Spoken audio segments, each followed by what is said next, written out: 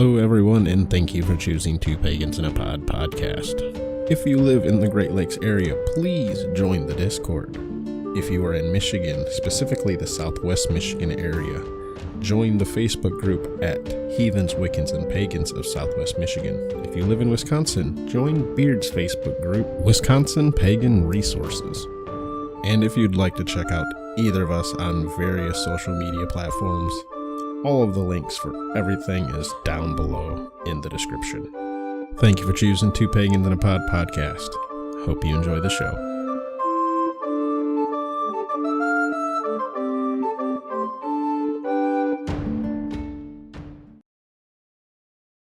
Welcome, everyone, to Two Pagans in a Pod podcast. I am your host today, FroWG, and joining me is my lovely co-host, Beard. Boy. Well, Beard, we've been really off track for the past couple of weeks, so I'm going to get us right to the point. We're going to start off with a stanza. So let's go ahead and do that. Okay. I have the Study Have 'em All, Hugin and Moonin Publishing Company, Gary Overton, Focused. Go watch my video on that. It was a Christmas gift. Beard, you have the Translated Poetic Edda by Liam Hollander.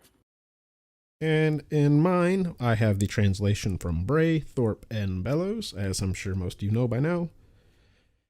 And to start off, we have stanza 9. Happy is he who hath in himself praise and wisdom in life. Wait a minute, did we do this one last week? No, it's very similar, though. Okay. Happy is he who wins for himself. Okay. All right. Yep. Happy is he who has in himself praise and wisdom in life. For oft doth a man ill counsel get when 'tis born in another's. Are you sure we didn't do this one last week? Another I'm pretty sure man's we didn't. breast. What lies in another's breast? No, we didn't. It was okay. Yeah. On mine, they are very, very similar. They are 8 and 9. very. Thorpe. Happy is he who in himself possesses fame and wit while living, for bad counsels have oft been received from another's breast. And lastly, we have Bellows. Happy the man who has while he lives wisdom and praise as well, for evil counsels a man full oft has from another's heart.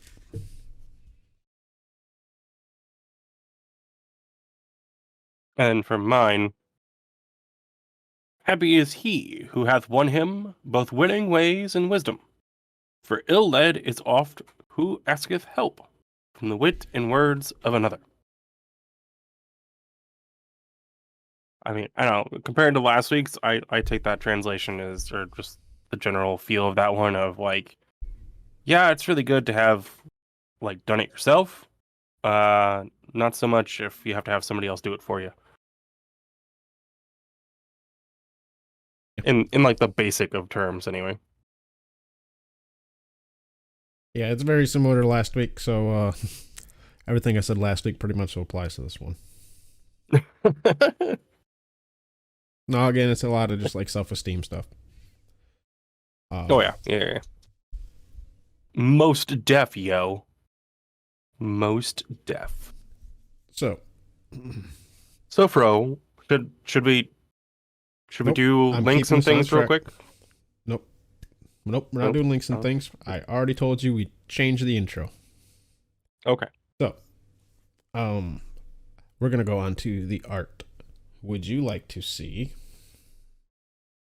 Shit, what were the options? I didn't name the one, and I don't want to pop it up on screen and ruin it for everyone. So, do you want to see the? Oh yeah, it was the crowns, the flower crowns for my Ostara that I made for my daughters, or the Kitchen Witch Star. So the Kitchen Witch Star. All right. So, it's up on screen for all the viewers now. This is a Kitchen Witch Star I made for my wife. If I remember, I'll post a link to the video that had like a how-to guide. I did just a little more simplified version of that as just a bit of a tester to see how much trouble it is. The lady on the original video like went through and like scruffed it up and painted it and all that to make it look really old. But, yep. So for our listeners, it's essentially I just took 5 wooden spoons, arranged them in a pinnacle, and I had to use hot glue and twine, and I just tied them up until it, made the actual pentacle, sorry. And then just glued some artificial flowers down at the bottom. Yeah. So it ended up being a birthday gift for my wife. What I did with it. So there would be some pagan craft for the week. I mean, at first glance, it looks like it'd go on a windmill. What? Like when you look at it, it looks like it'd be like you would attach it to a windmill and it would be the wind. It's been a very long day. Have you seen windmills? It's been a very long day. All right, I was like, you just must not have the Dutch population like we do over here in Michigan, because that ain't no windmill. No, I'm giving you shit though. Yeah. I've also had the flu, so yeah, it'd be like that. So Beard. Yes. What is the topic this week? As you are leading the charge here. I'm leading the charge. Uh-oh. Well, today we are talking about positive pagans, or pagan positivity. Positive things within pagans. Kind of that whole general kit and caboodle. Such as, let's see, what should we start with? Well, let's start with the one that most relates to us. Finding other pagans and the positive things behind that, shall we? So, obviously the first and probably most idyllic thing or most positive aspect of finding other pagans or pagan practitioners of any sort, be it the same practicing mindset as yourself, is of course the community that can come out of it. There's no, oh no, I shouldn't say that. There are negatives that can come with a community, but we're not talking about the negatives today. We're talking about the positives that come with community. Things like, to be like a little transparent, the whole point of us having this episode is because there is a lot of negativity that just gets brought to the forefront to the point where it can almost make it a bit unappealing. Like, oh yeah, absolutely. And just no one ever talks about any of the positive aspects. It's just kind of like they assume you know everything that's positive, but let's only talk about negative. It's like, what the fuck? Right. And I mean, I think it's one of the things too that leads to,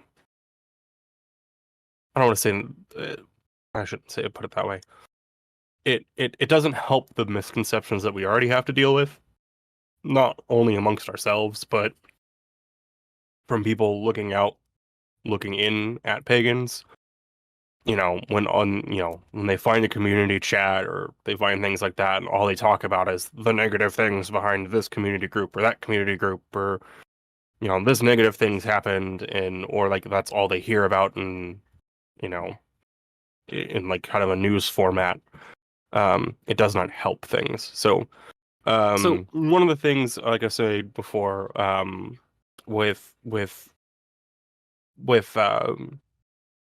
finding other pagans is having that community. And some of the positive things that come across with that is being able to join or start a kindred, like if you're Norse pagan, or like a Wiccan coven, or other kind of like bigger social group, or like more tight-knit social group, or like kind of a family group, is a really good thing that can come out of that, which is something that we can touch a little bit more on here in a minute.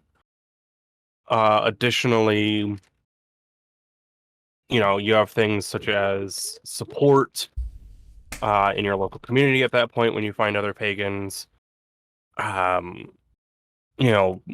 people to kind of bounce ideas off of. People that you can just kind of meet that are like-minded, that you can go out and do things with, be it actual practicing, or, you both like cars that you find out. So you go out and you have a new car buddy, or you have a new gaming friend, or a new this, that, or the other thing. Because surprisingly enough, when you know, find other like-minded people, it turns out that they also have like-minded things that they're into that you can go do together. Um, am I missing anything at this point, Fro? I feel like I'm rambling a little bit. No, you're good. You're in a different position today. That's why I'm like looking over here instead of over here today. If that's why it's like fair enough. That's part of the reason why I don't have it over there, because it looks like I'm very much so just like staring off in nothingness. But like honestly, this right now is me looking like we're doing eye to eye contact right now. Oh, fair enough. Yeah. I suppose I could pop it up and give you the classic like this. It does give us a bit more of a like we're going back and forth. Right. Like I said, we've gone over the pros and cons of this. Let's stay on track. This is fair. What else? Without beating the dead horse, the proverbial dead horse. Any benefit that you would get out of finding a like-minded person in any kind of context or any kind of setting is the benefit behind finding other practicing pagans. Now, on the flip side, there is some positivities to solo practicing. One, you don't have to worry about other people. As weird as that sounds, because one of the biggest things, I think, especially in like the content creators that I really enjoy, is one of the big things behind any kind of ritual or anything that you do is making sure that everyone is on the same page, or there's consent behind the ritual and things like that. When you're dealing with especially a larger group of people, you're dealing with then logistics. You're dealing with, does this person have an allergy to this? Or, can they make it to this time? Can they not make it to this time? Blah, blah, blah, blah, blah, so on and so forth. Just like with any kind of community gathering of any sort, you're dealing with schedules and needs and things like that. When you're a solo practicer, you don't have to worry about any of that. Because all you got to worry about at that point is yourself. Practitioner. Now, yes, practitioner. I'm sorry, you said practicer, and I'm like, that's bugging me. Yeah, I know. Now, sorry, it is very much flu voice right now, and like doped up on medication. So if I say some funny things, please correct me, bro. Yeah, who dare being doped up?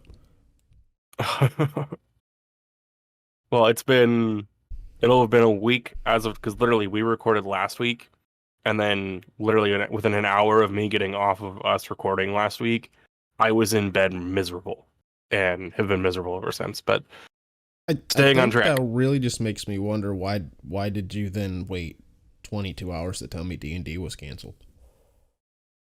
Because yes. I know. Because you were sick. I'm giving you shit. Well, yeah, when I went to bed, it was like, oh, I'll just sleep this off. And then when I woke up and then proceeded to go back to sleep for the entirety of the day, there was that. So anyway, I don't know what else is other good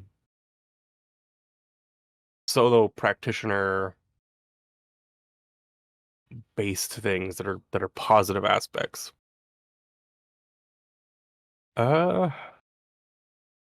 As weird and double-sided as this comment's gonna get, I would probably say that you have no one kind of telling you how to do it. Not that that's a big thing, in a manner of speaking, but you don't have someone going, well, let's do it this way. Because again, it's just you, and you're doing it the way that feels comfortable for you, that feels right to you. Whereas, again, when you get into that group setting, you have to make accommodation. Well, I guess you should be making slippery slope accommodations. Here. Yes, you should be making accommodations. You should be considering the consent of others. You should be making accommodations for the group. Yeah. You need to be thinking as a whole, and what's best for the group, not what's best for the individual in a group setting, whereas in a solo setting, you can just focus on the need of the individual because the individual is you. Let's see. So, and then of course, as I mentioned earlier, because I don't know, is there anything you want to add to that, bro, about solo being a solo practitioner that's positive? I mean, you've touched on most of them, honestly. It's the freedom to be as Okay. eclectic as you want and to use what you want to add to. Right. So to touch a little bit more then on like joining or starting, the various kind of, you know, the various terms that are out there, such as kindred, coven, things like that. Um, I mean, unlike finding just like fellow practicing, and having that community there, the same kind of applies to like a kindred or a coven, because then you can still have that community, but then you can have it more focused. Um, or I think Gothi Bovar and Northwoods described it more accurately, that like a kindred is, it's literally like an extension of your family. Like your kindred should be made up of people that are, I'm not sure how the rules would apply for like a coven or something like that, but um, that's what I would chalk like a kindred up to, or like that kind of community social group of your fellow practitioners is a group that you feel is, that you would trust your kids with, or that you would give a key to your house to. You have that level of trust with them. Again, you still want to, in terms of ritual and things like that, you want to have that accommodation and thing of the group as a whole. Yeah, but I But disagree with then, him on that. what do you Like, mean? I know where the word kindred comes from, right? It comes from the word kin, right? Family, Right. your group, all that. But the reason they use the term kindred in the olden days, right, is because that's who your village was made up of, was your kin for the most part. That's just not how cities are nowadays. That's not how most places are nowadays. Like, if I go to make a kindred, right, nobody in that is going to be related to me. And I don't necessarily think, for me, right, a kindred has to be to the level of like, I give you keys to my house, right? Because That's fair. it's a little bit like some people, kindred's just another name for a group in a way, right? But it, like I said, with the old way of like, it was used to be made up of kin and all that. But I don't like a coven, like you were saying. Like, you don't expect a coven to hand over your keys to. So that's just something where I disagree with. A kindred has to be necessarily that close. Well, that's fair. That's very fair. Because it's just Because what I guess are we going to call it, a congregation, right? Because if we were talking like using any other terms, I don't know what you would call a group of like Muslims, or the group of Jews in their synagogue and their mosques. But like, Christians, they call themselves a congregation, right? right. Well, that's essentially what a kindred's supposed to be. It's just like the Asatru or heathen equivalent of that. It's just with the etymology Right. of the word kin. I see it. But again, on the same hand, if that's how that particular group wants to run their kindred, more like a bit of a family, more power to them, and like tear it up and do it to it. Yeah. Yeah. And that's absolutely fair. I mean, But I I have heard him talk about this too, though.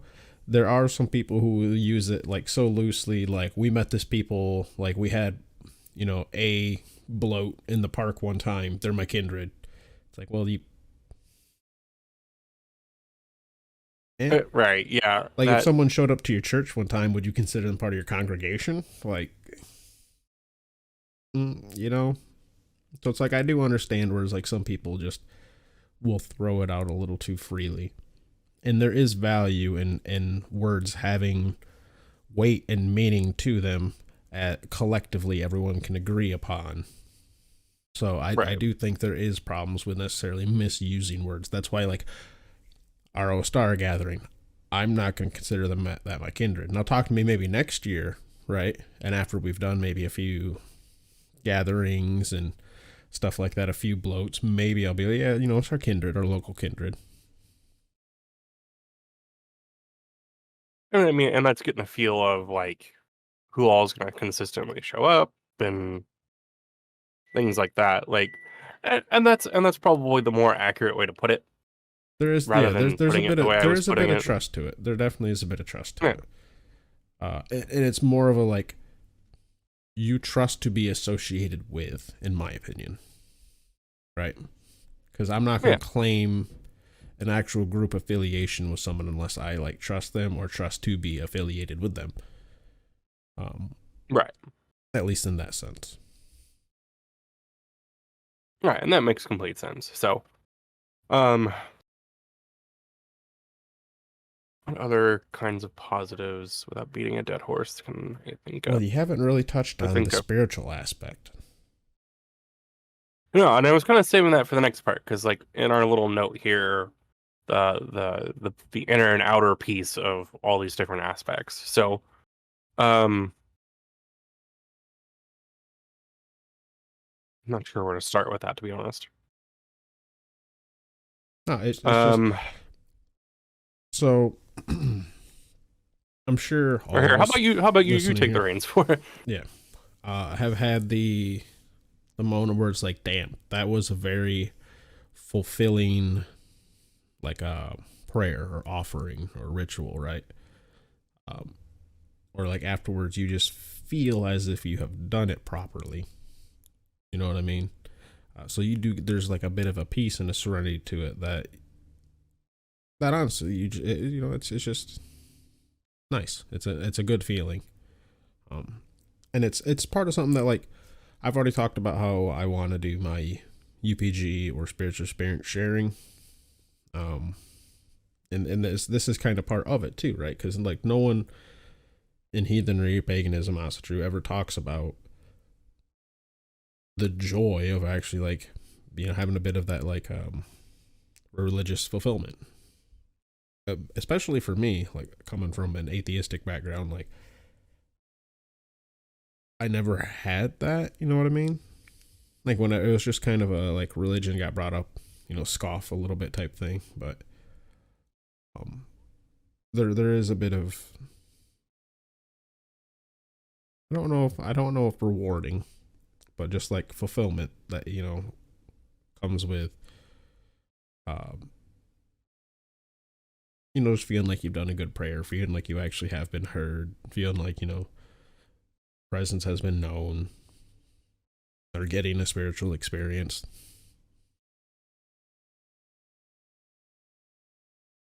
Yeah. I'm not. Yeah, there's not really any other way to put that. Yeah. It's just something that just like never really gets brought up, right? No, I think like one of the things, I mean, to build on that is, the handful of times now that, my family and I have done stuff together now, especially, with this past Yule, and now coming up soon, we're going to be doing RO Star thing as part of goddamn elbows off your desk. Your camera will not stop wiggling. You can keep I'll tell you what, make you a deal. Either get your elbows off your desk and you can keep talking with your hands, or you can put them back on your desk, but stop talking with your hands. That's my problem, is I talk too much with my hands. I'm sorry, your camera's just like going crazy. Oh wow. I think I moved my hands fast enough where it actually picked it up on my Audacity. Oops. Whoa. So this is already going to be a nightmare to edit, dude. My kids have been like, they decide tonight's the night to do fucking gymnastics. My family's home today. There's a reason I don't usually record when they're here.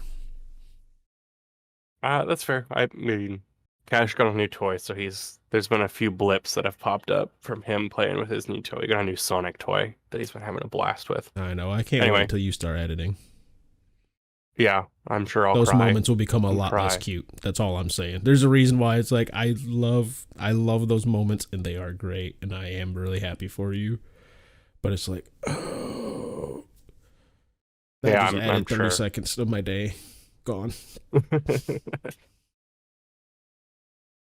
I do my best to keep it. Oh, it's not down just in you. my Like, I'll hear a but stomp, and then I'll see it like pop up on my Audacity. I'm like, there's 5 seconds of my life gone trying to delete that on my right. day off. On your day off, which I feel terrible about most of the time. Most of the time. I'm waiting for it. I'm kidding. I do feel terrible all of the time. Anyway, moving on. Back on track. I'm gonna get hate mail for that in a minute. I'm just waiting until you do your first edit. That's all I gotta say. I know. You're gonna purposely put a bunch of shit in the background. Nope.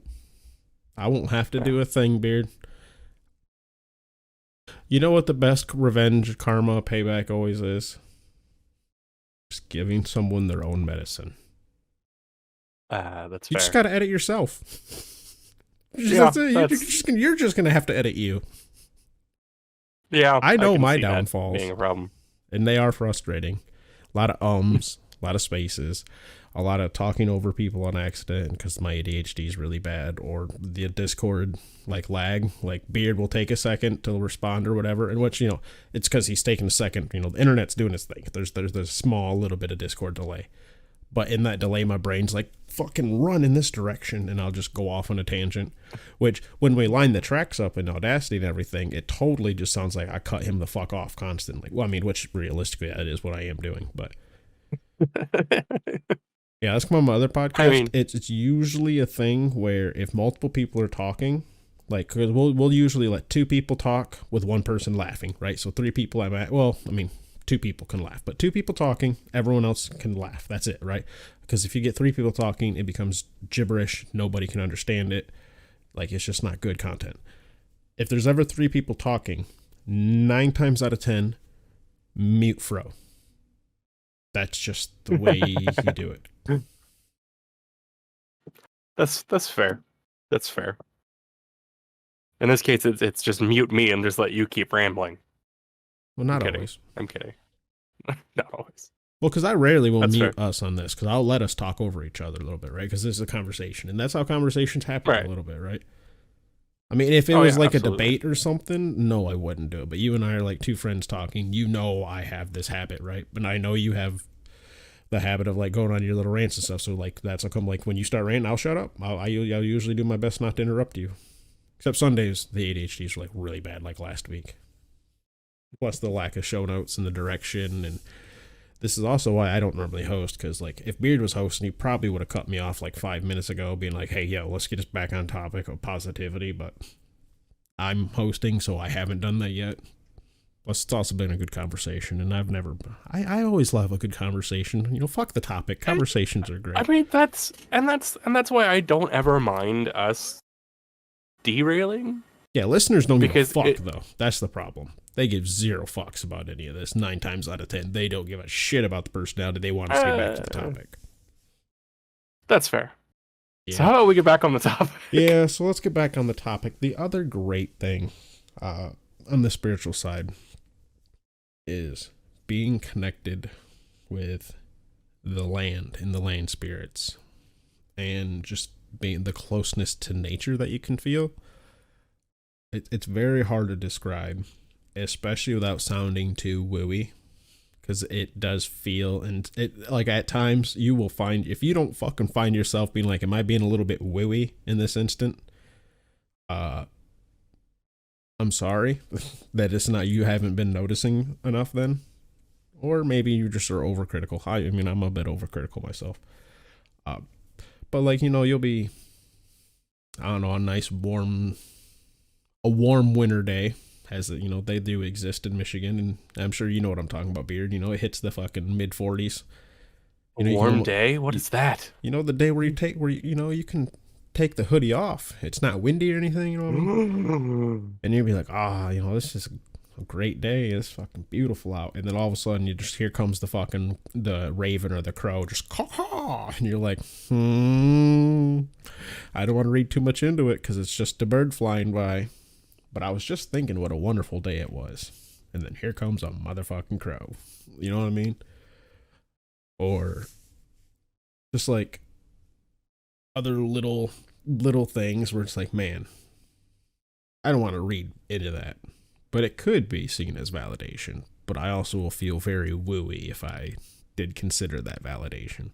Because they, like I say, some of that shit does kind of happen just a little too often. But it might just also, again, I'm sorry, I got the little atheist goblin sitting on my shoulder. It also just might be the thing where it's like, because I'm looking now, I notice more. But yeah, but I mean, at the same time, when it comes to stuff like that, like that's part of the wooiness, because, well, I'll put it this way. So it's not so much that you're I mean, maybe you are actively looking for it, but at the same time, I mean, part of it in reading into it, but reading into it in a way that is, I don't want to say acceptable, but and that's the easiest way to put it. You know, like you kind of have to be in tune with that area in a kind of a manner of speaking, which kind of gets into that whole wooey thing, because then it's like, okay, this isn't quite as normal, which can be taken as a validation, or it's like I go down the same road every day for work. So anytime that something peculiar happens, it's very noticeable, because I'm used to what's on this road. I'm used to the feel of the road, the nature that's in that area. So like, I know there's a fox that lives out there, but he will show up randomly. And like out of the blue, and like the weirdest times of the fucking year, when you don't expect to see a fox. Like, he just shows up. And it's like, and it's usually around the time that, you know, like the last couple times I've seen him was before or after, assuming that it's a male fox, was before or after a death in my family. So there was that. I think we went over this last time. Don't bring up a fox and fucking in a death. Right. God damn it, because that was my UPG. That was one. I know it's a rabbit hole. It's a rabbit hole. Or like the other day, I mean, we've touched on this before, but I have gone down the fox in spirituality. I've looked up foxes in different religions. There we go. Fucking nailed it.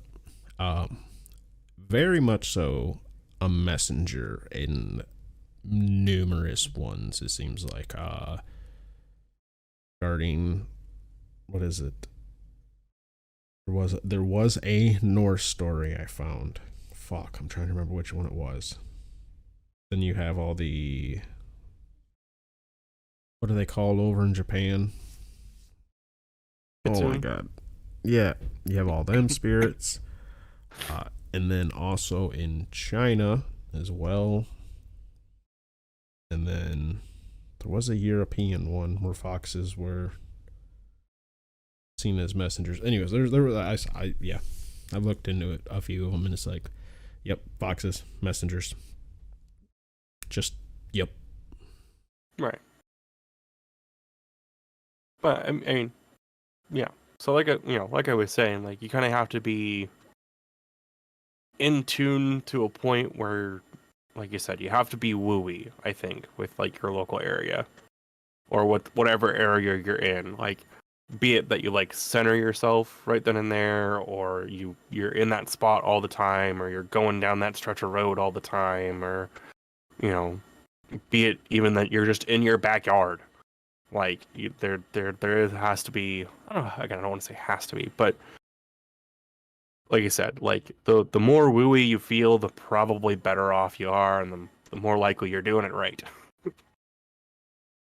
Kind of like when I tell people, it's like, this weird line though. It's like, because like you don't want to get over wooey, and then you're over here fucking using your horoscope to decide your attitude for the day. You know what I mean? Like, right. I'm sorry. There's I'm not sorry. I'm done apologizing to horoscope people. I've already put my how I feel about essentialism. yeah, you had a whole big rant about it last week. I really did. I already know. I've laid it out how I feel about horoscopes. They're useful to the same extent as a fortune cookie, and I'm not talking shit about fortune cookies. But I mean, it I is can a shake fair a magic point, eight though, ball. You that know what I mean? Like if we're like, I do worship Discordia. Like I am a bit of a Discordian. I do like think there is value in randomness, even if it is in somewhat arbitrary randomness.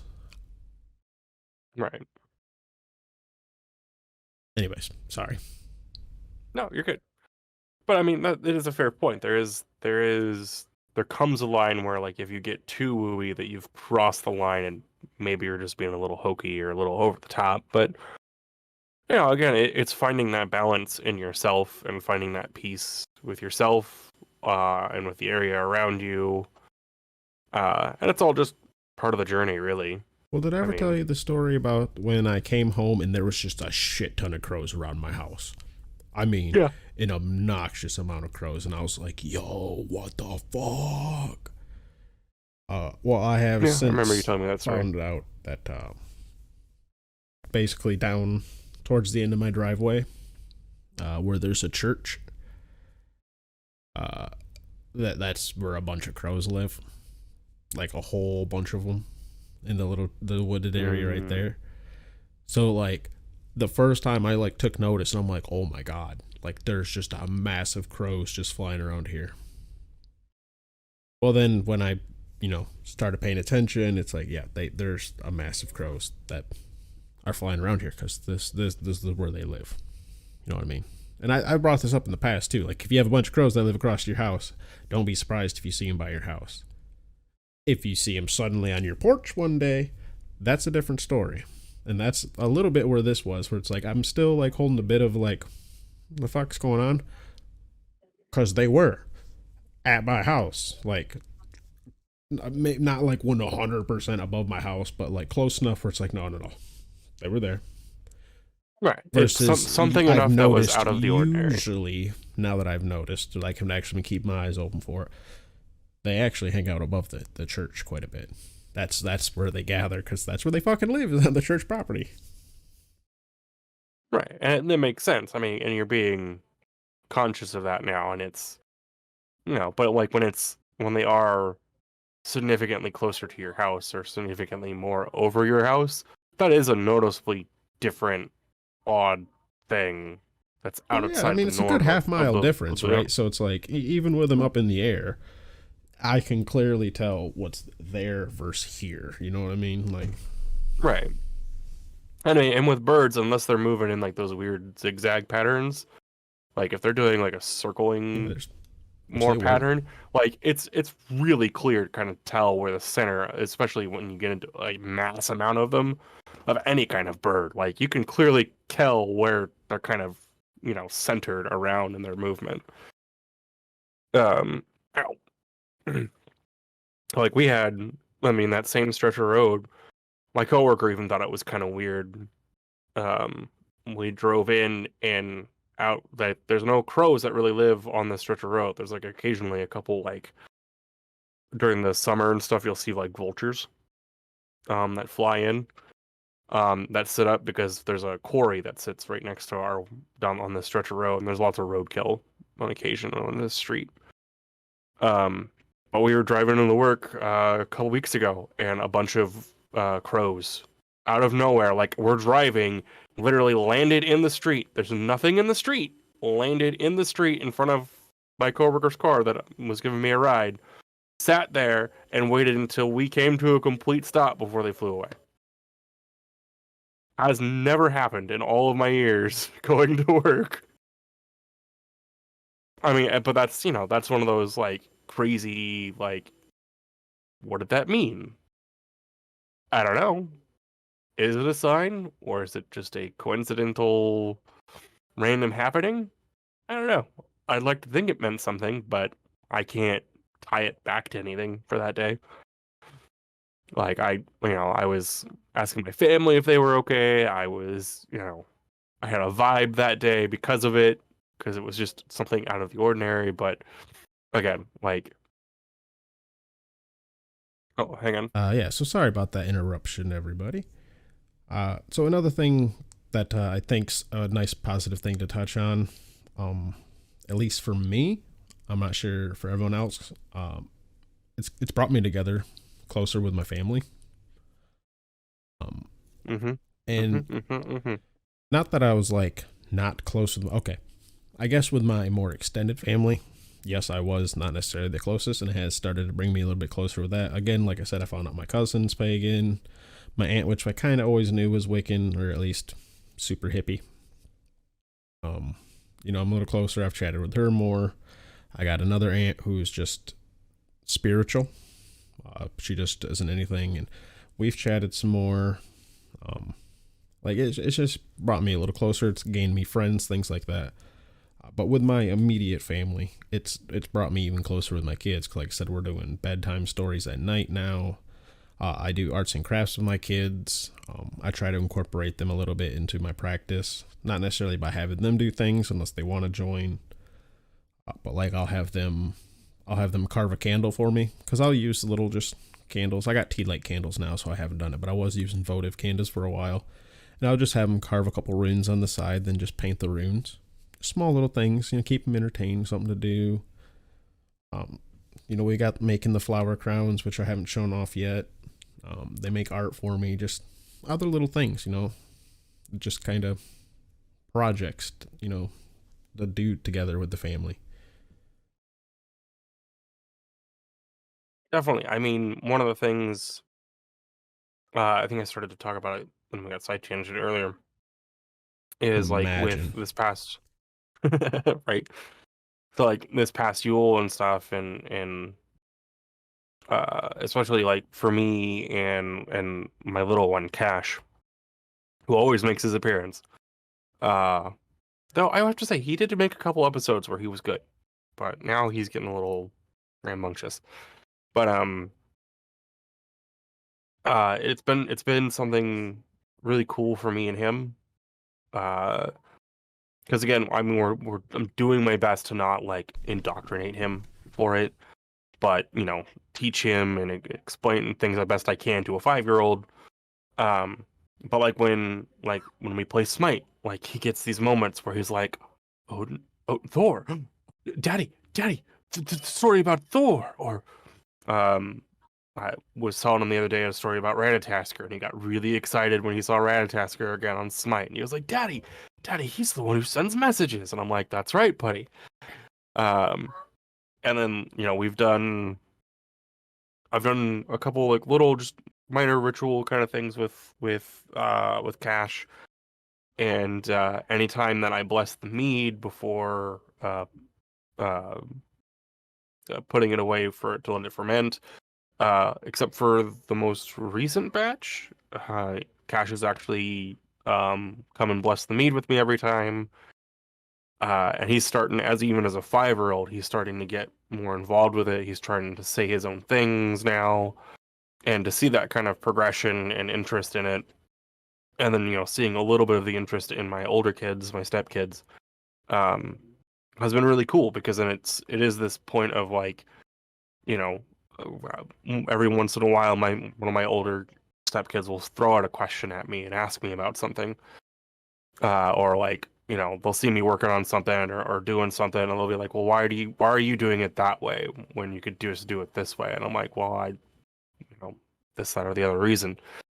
Um, but it's been something that's been, like you said, it's created this kind of like thing that they can bond with me about, and especially like with my stepkids, we've had our ups and downs, but it does create this new point of interest that they can bond with me about, and they can get to know me a little bit better, and I can get to know them a little bit better.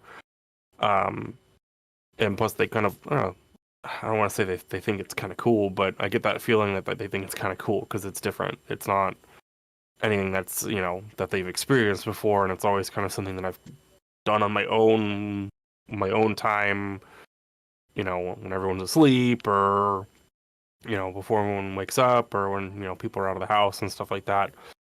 But now it's like we're trying to incorporate it and do more with it. It's been this good, really bonding experience for the whole family. So, um, definitely, definitely, definitely, definitely. I think the same thing could be said. I mean, obviously you'll have to let me know how your ritual goes, but I would imagine that that same kind of feeling or bond could occur with like a group of people. And I imagine that you would probably get that. Again, I'm assuming here. Assuming that the people who don't show up are all jerks. Um, but I would assume that you could have that kind of shared bond or that shared experience, and you could have it with a group of people, which I think in and of itself, having it with your family is one thing, but having it with people who aren't your family necessarily, I think speaks a level of volume too. Um, so I am jealous, bro. I'm very jealous that you get to have a ritual with a large group of people. Well, I guess a semi-large group of people. If. If that's fair. That's So very first fair. off, But it's supposed to be like 42 degrees. oh, I mean, we're Michiganders, so, that's hoodie weather, whatever. right. It's only partially cloudy, so, it all depends on the wind, honestly. Like, it might not be horrible. But secondly, nobody still responded to the Facebook event, unfortunately. I was going to post it again today and be like, hey, please come, or please let me know if you're coming. But regardless, I've already talked to the wife. My family is going, period.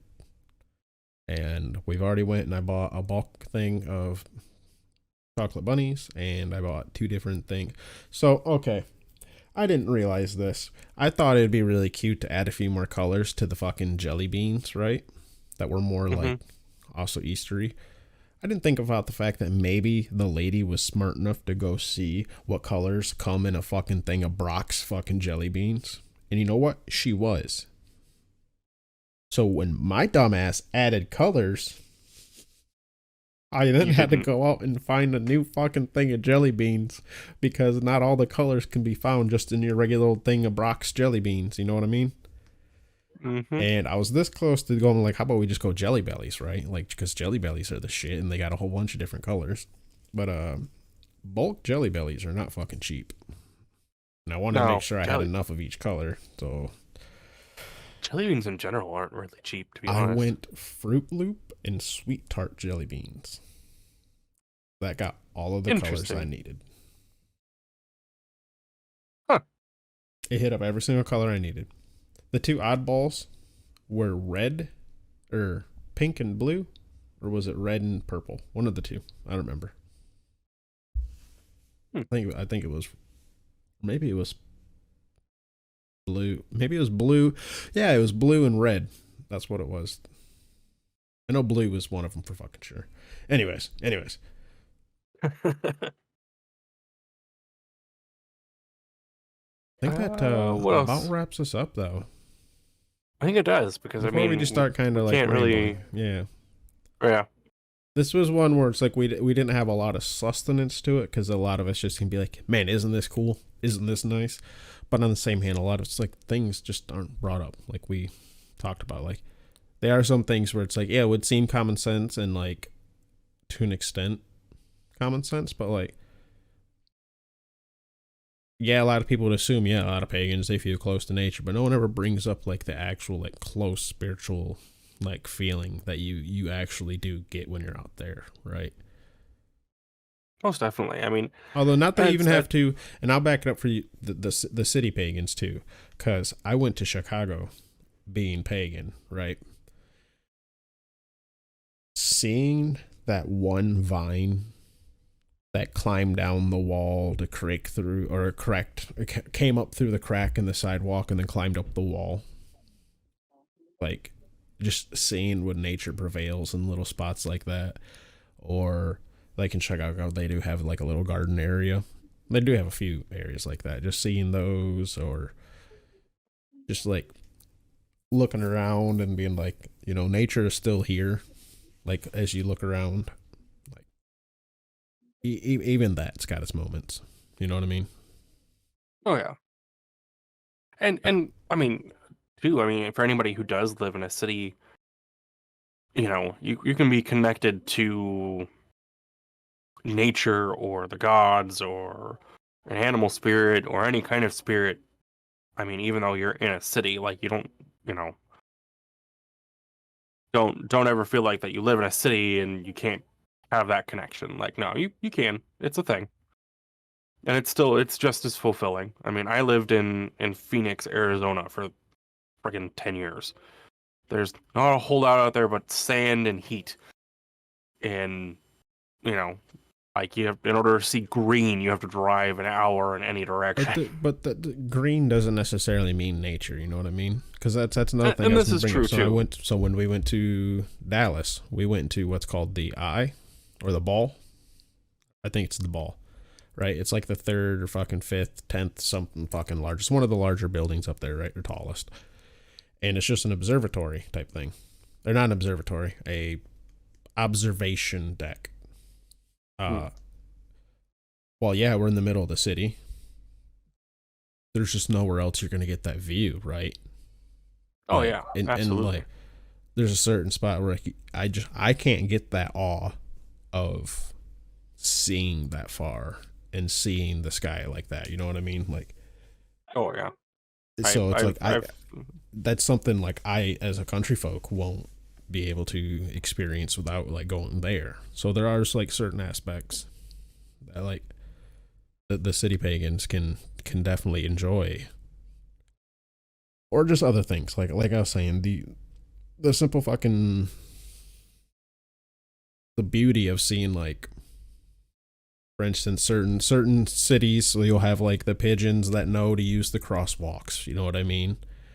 Or oh god, there's just the 100 little examples of just like where nature finds a way, you know what I mean? Fucking Jeff Goldblum up in here. Oh yeah. Absolutely. I mean, because the same could even be said about like Phoenix, for example. Like, yeah, it's all desert, sand, and heat, but I mean, the Grand Canyon's in a fucking desert. That's a hell of a fucking thing. It's literally a natural wonder of the world. That's in a desert. I mean, and I don't want to take away from people who live in fucking Arizona and deserts. Right. There is their own beauty in nature. Oh yeah, there's a lot. I mean, some of the desert plants that grow. The cactus are, of course, a big thing out there. And like that, the cactus alone right there, that is a miracle of nature. A plant that grows and stores its own water, like, and can strive like that when, or also sends its roots fucking far enough down to find aquifers. Because there's those one cactuses that has like, what, 60 fucking foot roots or some crazy shit like that. Yeah. There's a lot of desert plants I don't want to say there's a lot, but there's quite a few desert plants out there that'll do stuff like that. Man, I'm going to look it up now because I remember. You can go ahead and vamp, but then we're done after this because we're off. Well, yeah, at that point, this has been us. He has been Fro. I have been Beard. Bye. Bye.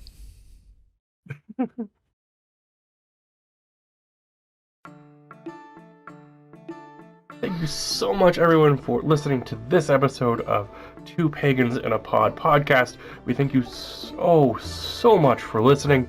And if you really enjoyed our content and you enjoyed this episode of the podcast, be sure to leave us a like, follow, or subscribe on whatever media of viewing or listening that you've been enjoying this episode on.